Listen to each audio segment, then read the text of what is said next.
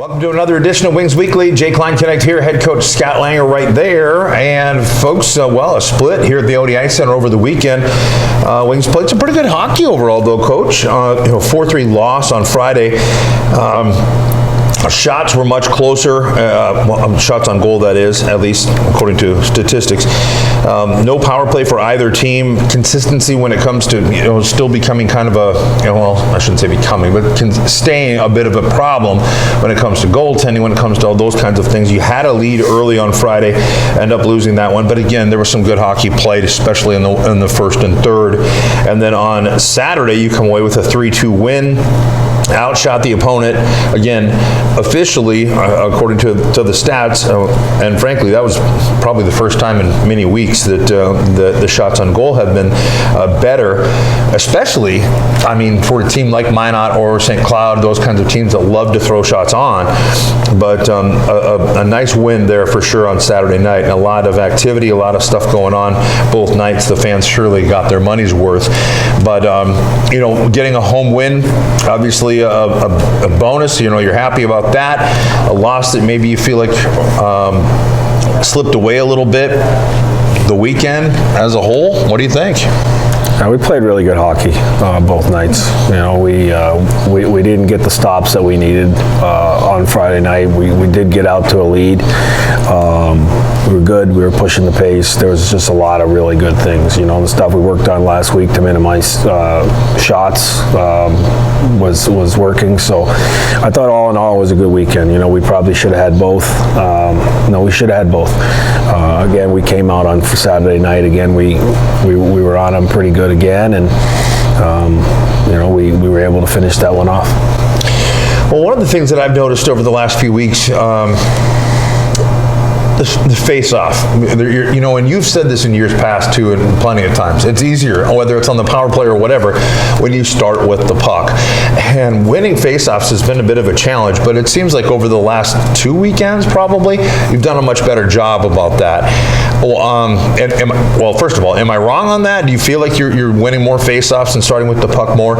And if so, why? What is working better? This weekend, I would say it was this weekend that we actually got back to winning face-offs with 5 men instead of just thinking our center is going to win it clean, because it hardly happens. There's some really good centers in this league, so you can't just rip hands off and then get pucked. But we spent some time on it, and I just think it was a matter of refocusing and players understanding what their actual job is, on 50-50 pucks. And even on the power play this weekend where we were losing consistently, the draw right off starting the power play, and this weekend we were able to get pucks and start with the puck. So it's a huge part of the game. There's like an average of 60 face-offs in a hockey game, and if you continue to not start with the puck, that's a lot of offense for the opposition.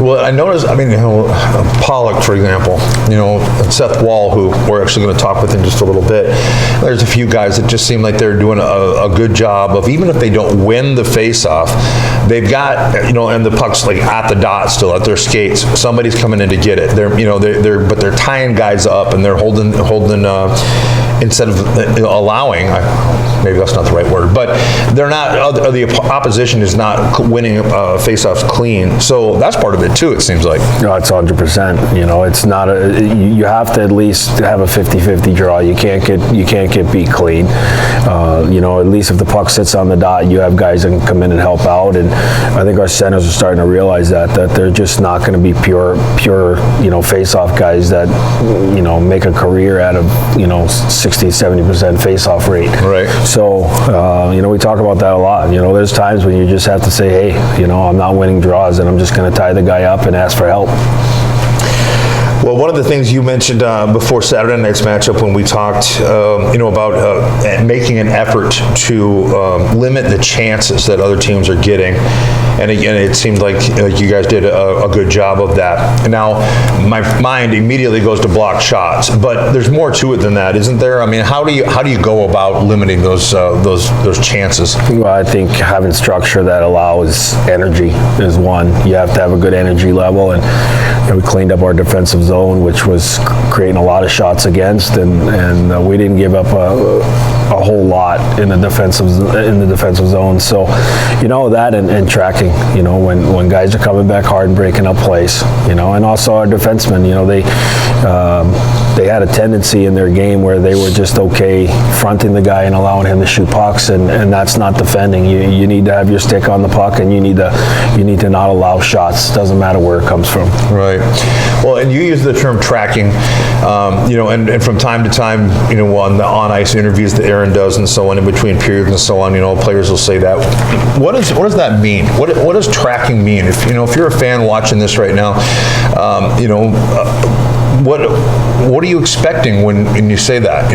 When you want someone to be tracking? Well, tracking is when you don't have the puck and you're trying to get it back, and normally tracking is working with the D to get puck back. All right, so your first forward back needs to be tracking on puck and helping the D at all times, and the whole thing behind it is to get that puck back and transition and go down and play offense. So there's 5 guys usually involved in the track: the guy on the puck and the 2 coming back through the middle of the ice. Right. And then once it's broken up, it's a transition to offense. So, but it's 2 guys working together to get a puck turned over and not allow offense. There you go, folks. We're teaching you things here again. You're learning, just like last week. All right, so I ask this of players all the time, about what advice they would give to a young player that is wanting to be at this level. I don't think I've ever asked you this. What would you advise to a player, say, 8, 10, 12 years old, that is ultimately their goal is to play in juniors and to make it into the college level and so on? What would you say? Don't think about that, first off. Especially at that age. There's, you sit and you watch youth hockey, and there's so many people that are looking at their kid like, oh, he's the next pro, or he's the next one. To me, it's really, really simple. Fun. Coaches need to make it fun. The players have to have fun. The parents have to have fun, and not put pressure on their players, because it's such a great time of their life. Learning to play hockey, and they can't wait to get to the rink, and they don't need to worry about anything else. Like scoring goals and getting $10 per goal, and all that garbage that goes on in youth hockey. But it's just like, I got a kid that's going to play hockey. I mean, I know he is, because he just won't stop with it. But I'm going to tell you, I could simply put a ton of pressure on that kid with where I've been and all the way, to where we are now in my career. That kid's just going to get to play. Yeah. I'm just going to let him have fun, and he has to be able to want to go to the hockey rink and strap him on and just go out there and have fun. Just have fun. Like even now, we're coaching 20-year-old hockey players, and I'm having to find ways to create fun in practice when these guys have already been through 51 practices since the start of the year. Mm-hmm. It's a grind. Yep. So you have to try to keep it fun, and hockey's a fun game. There's no seriousness about youth hockey to me. Like it should just be watching those kids grow up and watching them touch pucks, and when they do things, be right there to tell them how proud you are of what they've done. And if they turn into something great, so be it. Yeah. If they don't, you know what? They had fun doing it. Grow the passion, grow the love of the sport. That's the important part, for sure. I was thinking that, when we were going to St. Cloud this weekend, but there's a sign actually in St. Cloud at the MAC that says, your kid does not play for the Wild. These referees are not professionals, or whatever. And it's like the same thing. It's like a message to the crowd. Let them enjoy it. Let them have fun. Don't take it too seriously. I think that kind of relates. All right, the final question before we get into the weekend coming up. You talked last week about want to. If you want that puck, you have to want to more than the next guy. You have to go get it. Is that something that you feel like you can coach or inspire a player to do, or is that something that's just coming from within them? Because it seemed like board battles and stuff, this weekend, your guys seemed inspired. I think, one, it's harder and harder to find those players right now on the recruiting trail. Players are just, the generations it's just a little different. Right.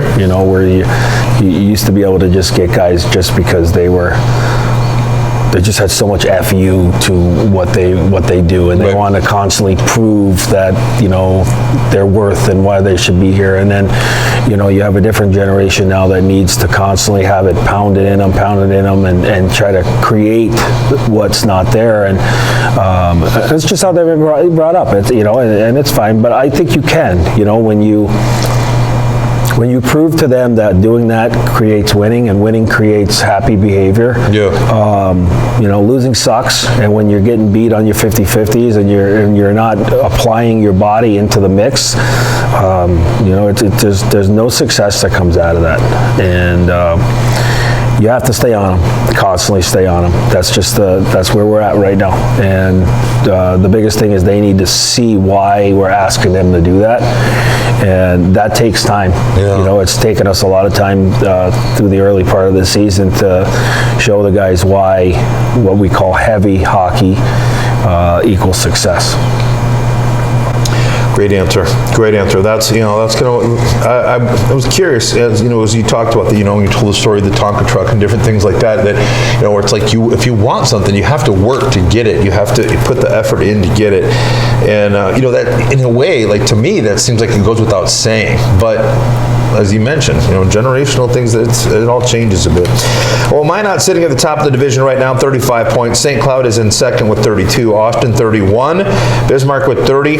Wings with 23. And then the North Iowa Bulls in the bottom of the division right now with 13. Everybody's got, well, within 2 games played. I think 26 and 24 is the norm. A little bit of separation between the top 4 and the bottom 2, unfortunately, right now. The Wings have a little bit of work to do to dig out of a hole as you face St. Cloud, who is, again, 3 points out of the top of the division, and been, you know, surpassed Austin 2 weeks ago, and you know, have been pulling points out of the weekend. What have you seen from St. Cloud, and what have you got to do? Yeah, I mean, they're a good skating team. They play really fast, but you got to give credit to their goaltending. Yeah, I know that Bismarck put 9 on them up last weekend. That's just an off weekend. They probably, in my mind, they've shown that they've had the best goaltending in the division so far, and they just allow them to play as fast and as aggressive as they want to play, because they know they got a guy back there that's going to make a huge save. So we have to be ready for that, you know. But again, it's going to go back to us applying our defensive structure, limiting chances, burying our opportunities. You know, they're a team we know. You know, there's every team in this division can beat each other on any given night, which we see every weekend. We had some hiccups and a stretch that were really tough. That's put us in a bad spot. But you know, there's no reason why we can't go in there, and if we control what we can control, we can have some success. All right, folks, we'll have some details about the St. Cloud matchup coming up. And I know that I don't think it's the Wings website, but the Null website showed a midnight start for that game on Saturday night. That is not accurate. It is a 7:05 game. I checked into that to make sure. So we'll have you more details on that in just a little bit. But we'll have a player joining us in just a moment. But Coach, like I always say, thank you for your time, your insight, and sharing your hockey knowledge with everybody. So thanks a lot, and good luck to against St. Cloud this weekend. Thanks, Jay. All right, folks, second portion coming up after this. City Lights Bar and Event Center is your official home for the Aberdeen Wings. Stop down for an ice-cold beer or drink and choose from one of the many excellent food options on their menu, available for both lunch and dinner. And when your Aberdeen Wings are on the road trying to earn their way back to the Robertson Cup Championship, come on down to City Lights and watch the away games as the audio and video are streamed live. City Lights Bar and Event Center, the official home for the Aberdeen Wings on South 2nd Street, just south of the overpass in Aberdeen. All right, second portion of Wings Weekly continues on, and as usual, we have a player joining us. In this case, it is Seth Wall of Clarkston, Michigan. I looked it up a little bit there, and you're kind of on the thumb of Michigan, like some other players that we've had on. A fairly small town, 882 people is what the population is listed as, but you're what, 20 minutes outside Detroit? So it's sort of a suburb. Yeah, I'm about 45 minutes outside of Detroit, yeah. Okay, so, again, as far as weather and all that sort of stuff goes, obviously Michigan gets their fair share of winter weather too, so you're not shocked by, cold temperatures here, even though we really haven't had it that bad yet. Now, I should probably knock on some wood or something, because we'll end up paying for it at some point. Tell us how you got started in hockey. This is always a question that's asked, whether it's on Mic'd Up or whatever interview that it is with the hockey player. People are curious. When did you get started and what got you inspired? Right. So I grew up in the D.C. area, Washington, D.C. My dad was in the military, so I kind of grew up there. And when I was about 2 or 3 years old, I actually watched the Mighty Ducks movie, and I had a little toy set of golf clubs. I started using those as hockey sticks. So that's where I kind of started. That was the inspiration. So when was the first time you got on skates? I was 3 years old? 3 years old, yeah. And all from the movie Mighty Ducks. Yeah. Wow. Yep. Gotta love that. You never know. I mean, I think for me, I remember, you guys, you're too young for this, but there was a movie called Youngblood back in the day that I always, when I was playing hockey, I loved and watched it all the time. And it was a great show about a guy making the transition into juniors. And have you seen it? No, I've heard of it though. Yeah. You should watch it. It's good. I'll give it a look. Okay, so you got started at a young age. Do you know who, like I said, other than, obviously, like you mentioned, the movie Mighty Ducks kind of inspired you. Has there been anybody in your life, maybe a family member or somebody else, a coach or whatever else, that has kind of helped you along and guided you here, or has it kind of been all on your own? No one in my hockey has ever played, or no one in my family has ever played hockey. Okay. So I was the first there. I carried it for a while on my own, and then when I moved to Michigan, I had a lot of great coaches that helped me. Sure. So. Well, great. I had a chance to talk to your dad briefly on Friday night, and he told me how they surprised you this weekend. Yeah, they did. I had no clue they were coming, and I was out running errands with my billet dad. I got home, and they were just sitting in my house, so it was a great surprise. It was great to see them. Awesome. Your mom and sister making the trip too, and you got a chance to see what a home game was like at the ODI Center, and I watch you play, so that's very cool. You've seen, how do I put this? You've seen more and more minutes as this season has gone on all along. Now, I want you to know that I hear a lot of stuff from a lot of people. And people, I don't know if I'm just that nice of a guy that I'm that approachable, which I know is a lie because I'm kind of a jerk. But people come up and talk to me, or they message me on Facebook Messenger or whatever else. And I've had a lot of people say, "Boy, Seth Wall really looks like he's improving. You're doing better and better." I talked to Coach about the centerman and the faceoffs and all that you're being a strong presence at the dot, all those kinds of things. And frankly, I've heard from coaches too that you're putting in a lot of work in practice and getting better and better, and there's a lot of improvement there. What is that driving force? What is making you become more and more successful as the season goes along? I think the biggest piece is confidence. Yeah. Last year I played I played youth hockey, so it's not, this was a big step for me. Sure. A lot of adjusting, but I've definitely, as the season's progressed, I felt more confident on the ice and just finding my game at this level. Yeah. So. Well, there is a transition, and Coach and I have talked about that on several occasions, that, even if it's from high school or a developmental league, whether it's AAA or in the NCDC or whatever it might be, to play at this level, it does take the speed of the game and the physicality, all of those things takes a little time to kind of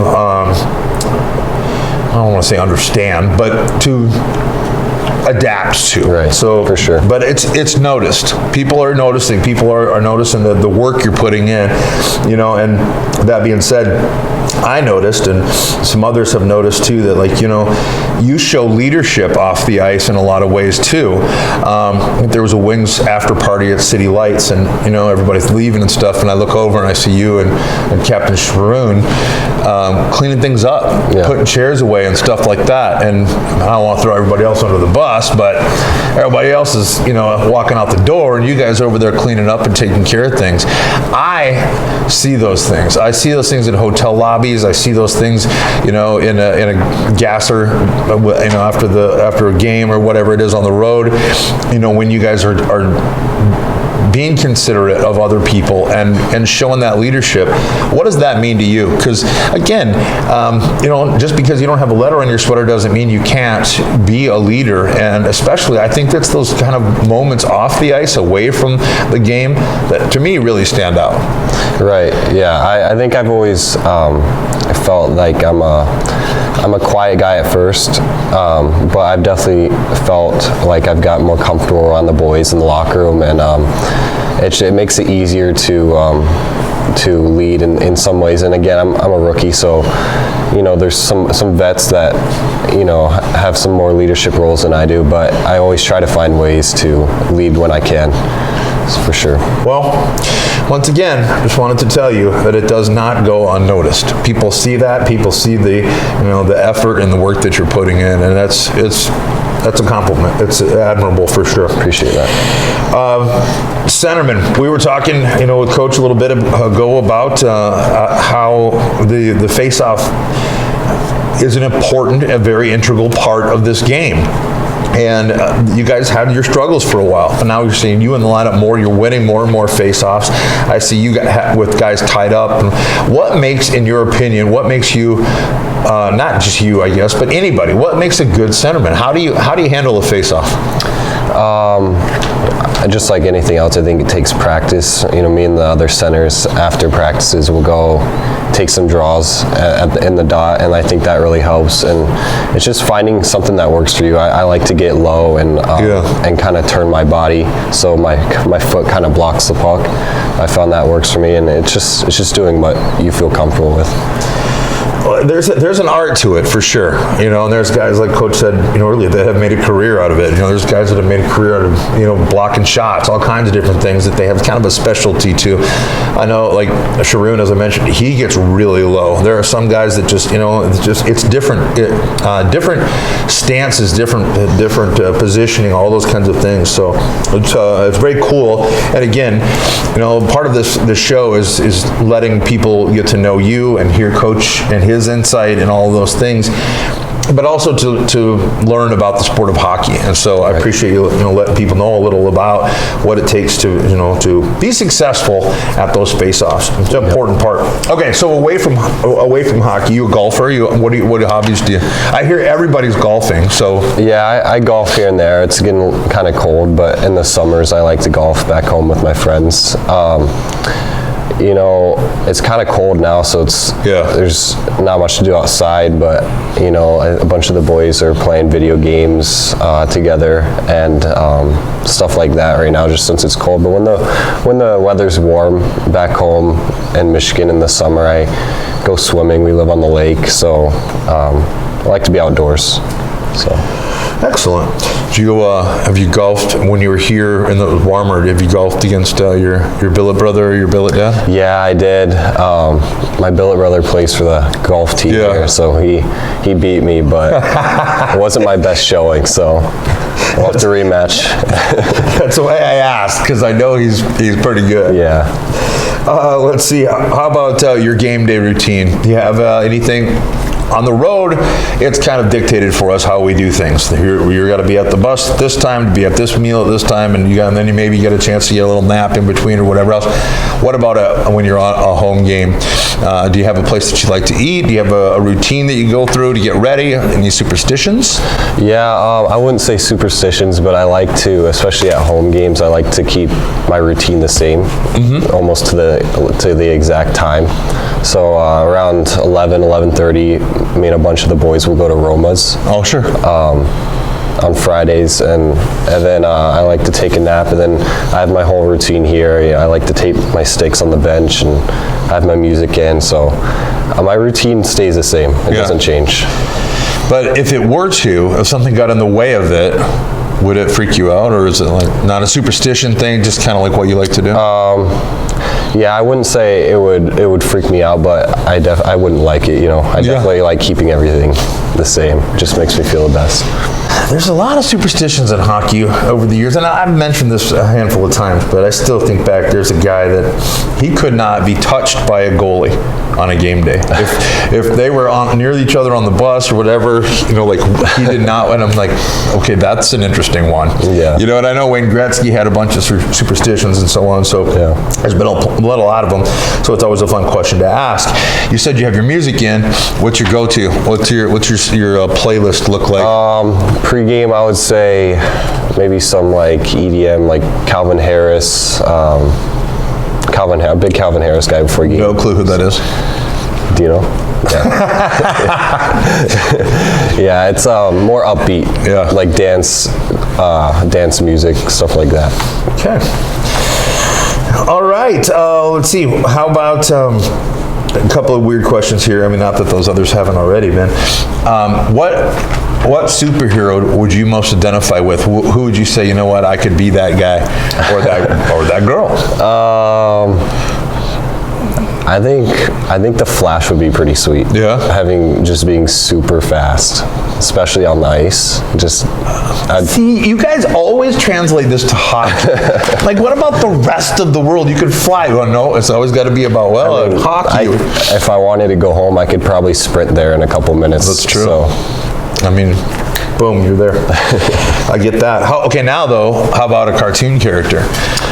Fred Flintstone kind of Scooby-Doo. Like, what character? Maybe a Rugrat? What do you? Maybe Tom from Tom and Jerry, just chasing around Jerry all the time.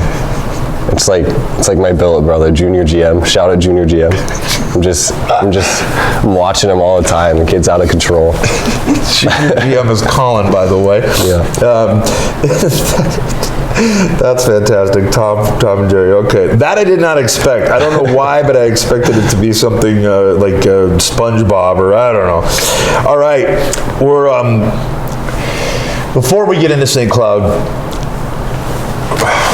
I asked you and talked to you about your, the leadership role and all those kinds of things. Now, I want to ask you, would you rather win $100,000 in the lottery or have a friend win $500,000 in the lottery, but they can't do anything for you? They can't give it to you. They can't give some of it to you. They can't even take you on a trip or anything like that. It's either you get the 100,000 or they get the 500,000. Man, I want to give the right answer here, but I'm going to take the 100,000. I appreciate the honesty. I really do. Everybody always wants to be like, well, I suppose I should be the bigger person here. Yeah. Like, you know what? Heck with them. I'll take the 100 grand. I'll take the grand. Yeah, 100 grand. Okay, so we talked a little bit, obviously, about your start in hockey and about how things have gone for you so far this season. We've got a lot of season left, and you've got the St. Cloud Norsemen, who are sitting in second place right now, coming up this weekend. You just faced the number one team in the division and split with them and played strong against them with the lead on Friday night.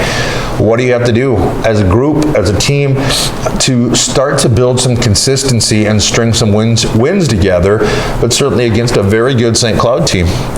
Yeah, I mean, we've implemented some new things in our game as a team. I think we got to stick to that and just play as a team. Yeah. I think the boys we got to relax out there, have some fun, score some goals. But yeah, I think we're doing good. I think we just got to play hard against St. Cloud, finish our hits, and we'll be good. Well, the growth as the season goes along is always interesting, that's for sure. I mean, we've seen teams that have, set records for games won in a season, others that have started very slow and finished really strong. We've seen all kinds of things over the years here as Wings fans, so there's a lot to look forward to for sure. And part of that is this weekend, Friday and Saturday, December 8th and 9th, at the St. Cloud Norsemen at the MAC there in St. Cloud. Puck drop is scheduled for 7:05 both nights. Watch all the Wings away action at City Lights Bar and Event Center in Aberdeen or by logging into and onto NAHLTV.com. Listen on 94.1 The Rock, HubCityRadio.com, or the Rock app. You can download to your phone and listen anywhere you are in the world. And then the next home games versus the Austin Bruins, Friday, December 15th. Free Kids Friday. Kids 12 and under receive free admission with the purchase of an adult ticket. First Interstate Bank is the corporate sponsor. Saturday, December 16th, Teacher Appreciation Night, $5 admission with an ID badge, a school ID badge that is, at the door for teachers, administration, and staff. Cashway Distributing is the corporate sponsor, and Redfield Night. A fan bus will load at Starters in Redfield and take riders to and from the game that night. For more information or to reserve your seat, call Grant at Starters in Redfield, 605-460-2184. Corporate night sponsorships and reserve season tickets for Wings home games are available for the remainder of the 2023-2024 season. Call Aaron at 605-380-5852 for more information. For all the latest news and information on the Wings, visit AberdeenWings.com or follow us on Facebook, Twitter, X, whatever it is, and Instagram. That is going to do it for this week's show. Seth Wall, once again, thank you so much for taking some time out of your busy week and busy day to join us here on Wings Weekly. Thank you for having me. All right, folks, that's a wrap for this week's Wings Weekly.